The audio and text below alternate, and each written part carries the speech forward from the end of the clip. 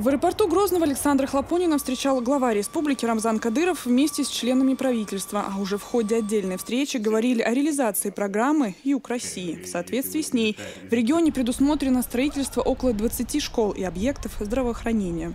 Вы часто посещаете регионы Северо-Кавказского федерального округа. Мы ощущаем вашу поддержку, понимание. Ну и хотел бы, пользуясь случаем, поблагодарить за программу «Юг России», в которой включены наши объекты образования, здравоохранения. Самое проблемное направление у нас на сегодняшний день было по линии образования, школы. У нас большинство районов, как вы знаете, вы тоже изучаете ситуацию, докладывают вам все структуры. У нас трехсменки были там. И на сегодняшний день мы сможем в ближайшем будущем, не дожидая даже финансирования федерального центра, мы уже брали кредиты около 2,5 миллиардов рублей, мы уже начинаем строительство школ, больниц, но чтобы не ждать пока там, чтобы в сентябре некоторые школы начали функционировать. Я думаю, что в ближайшем будущем у нас уже будут видны результаты, и то, что вы для Северо-Кавказского федерального округа сделали, это большой вклад в развитие нашего округа, это большая подспорье для нас. Мы никогда такого не видели, а вы отстаивали интерес как полномочный представитель, когда правительство, и сами добились того, чтобы получить программу и финансирование этой программы. Это самое необходимое, самое нужное направление было. Я касаясь Чеченской республики, не подведем вас, мы все сделаем для того, чтобы реализовать до конца этот проект, программы «Юг России». Большое вам спасибо. Александр Хлопонин отметил, что опыт Чечни в привлечении инвестиций и развитии малого и среднего бизнеса могли бы перенять другие субъекты. Рамзан Ахматович, я на самом деле в меньшей степени сомневаюсь, это как раз в Чеченской республике. И, безусловно, это принципиальное решение было принято президентом нашей страны. Несмотря, так сказать, на определенные сложности в экономике Российской Федерации, все-таки решительно самую острую проблему – это проблема, связанная с будущим и с нашими детьми.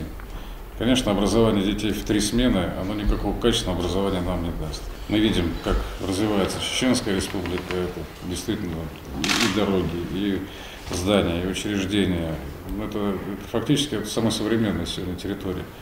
Но когда дети учатся в 3 смены, конечно, это тяжело. И поэтому действительно принято беспрецедентное решение. У нас 3 республики сегодня в таком состоянии находятся с образованием: Дагестан, Чеченская республика, Ингушетия. И было принято решение как раз решить эту проблему в кратчайшие сроки.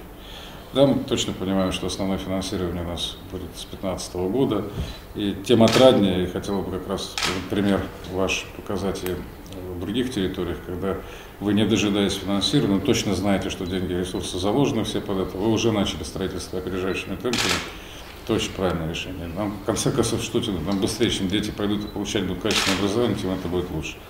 Поэтому, безусловно, основная цель моего сегодняшнего визита – это как раз обсудить реализацию федеральной целевой программы «Юг России», которая как раз предусмотрена проекты здравоохранения, образования и, так сказать, ряд других инфраструктурных объектов. Все-таки 19 школ, которые должны быть построены в Чеченской республике, это очень серьезное решение. И, конечно, президент принял абсолютно правильное решение сейчас в непростых условиях не размывать деньги, а как раз заняться конкретной задачей. Ну а дальше мы с вами уже садимся и будем думать 17-20-е годы. Вы знаете, сейчас ФЦП «Юг России» дальше утверждается, и мы займемся уже конкретно экономическим развитием территории. Хотя я сегодня вижу, сколько уже сделано в плане развития экономики, и я вижу лица людей, я вижу, насколько жители Чеченской республики сами в этом заинтересованы.